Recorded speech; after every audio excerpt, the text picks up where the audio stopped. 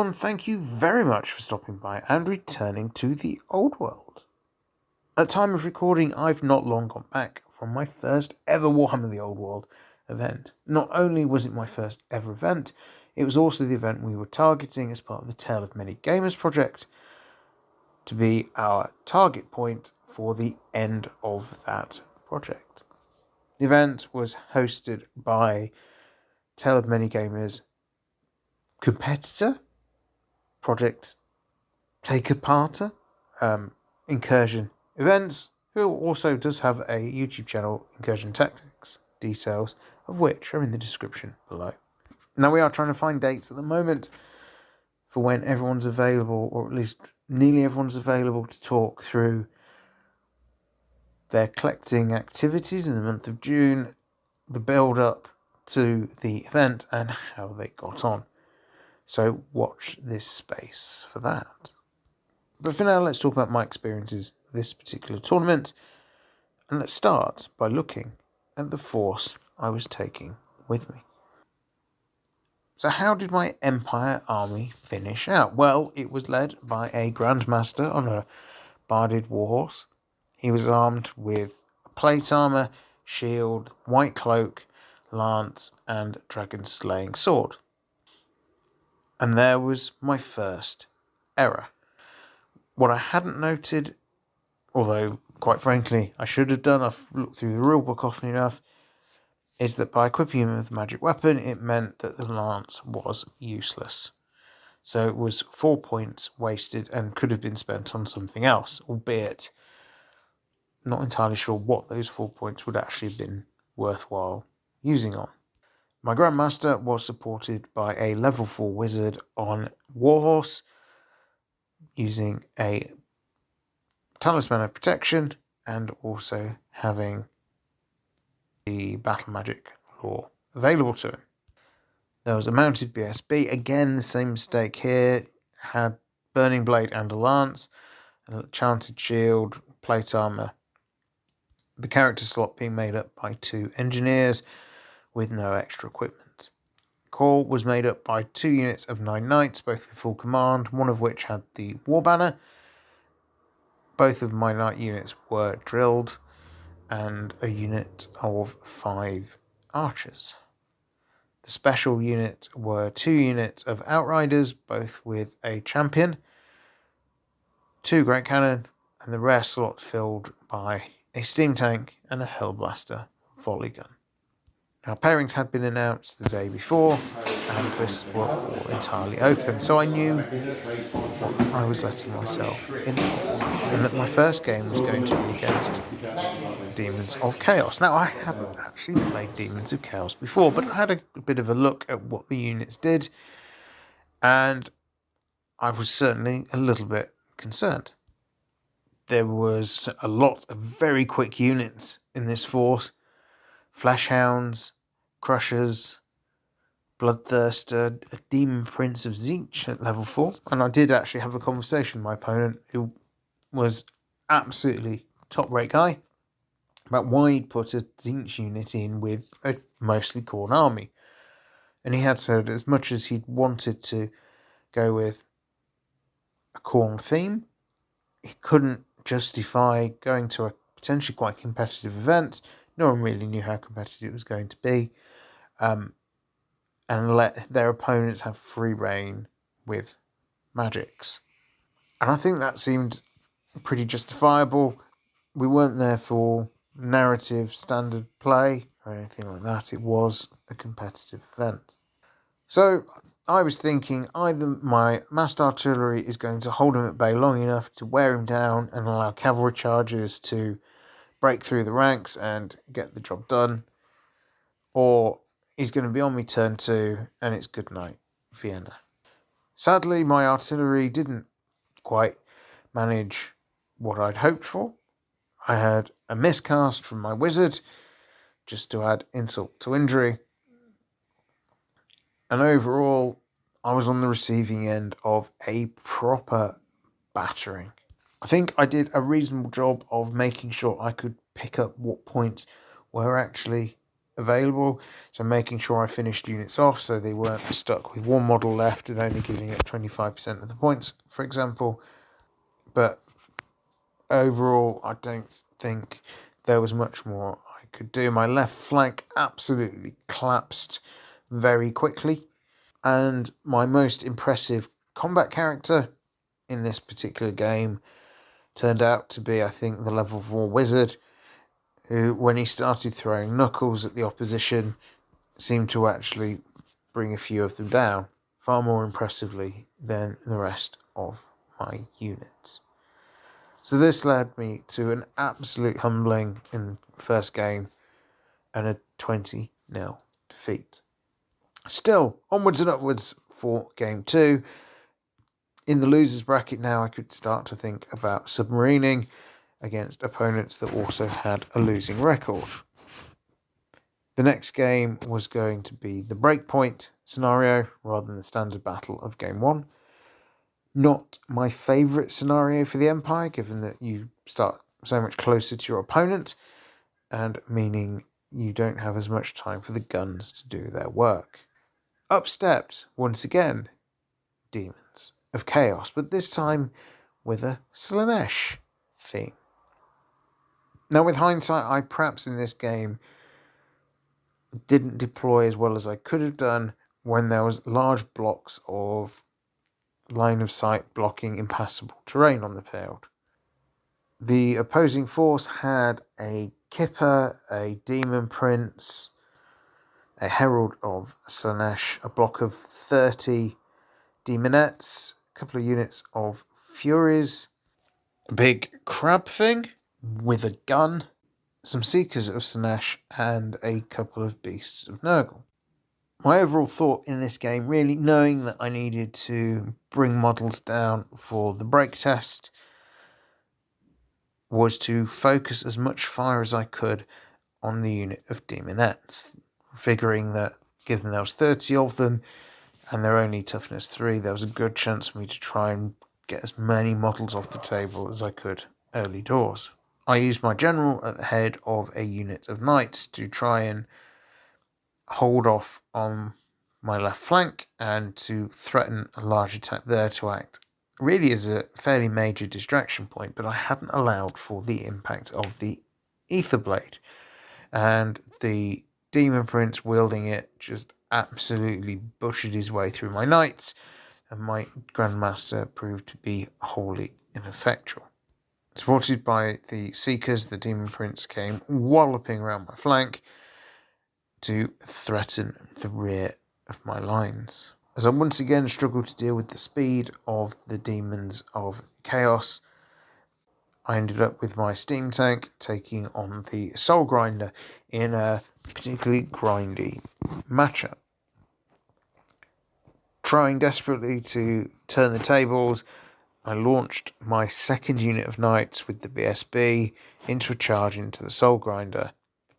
Now, this only being the second time I'd ever faced demons, and never having faced the Soul Grinder, I hadn't quite appreciated that whilst it was struggling quite significantly to deal with the Steam Tank, fighting knights was an absolutely different kettle of fish.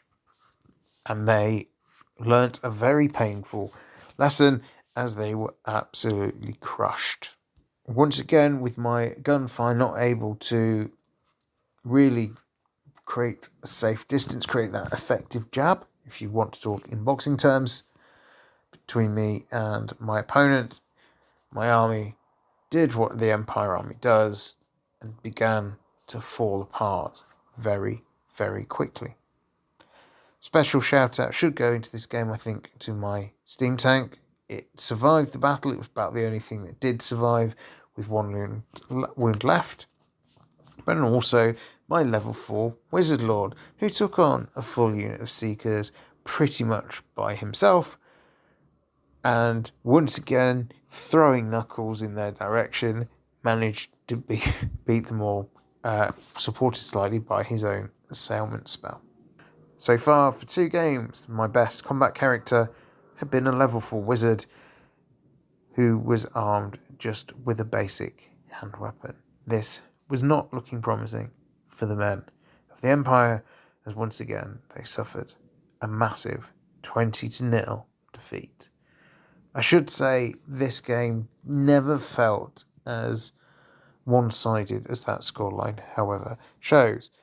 The demons were within 6 models of breaking themselves when the game came to an end, the difference being where the casualties had been scored. So the Keeper and the Demon Prince were still both on the table, but the Soul Grinder was gone, the Seekers were gone, half of the Beasts of Nurgle were gone, the Demonettes were a shadow of their former selves. I just hadn't been able to take enough of them down to score the big points.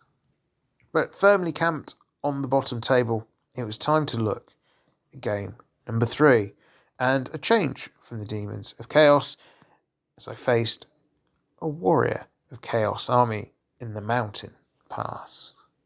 Now, it's fair to say neither of us had particularly good tournaments. That's why we were on the bottom table after all.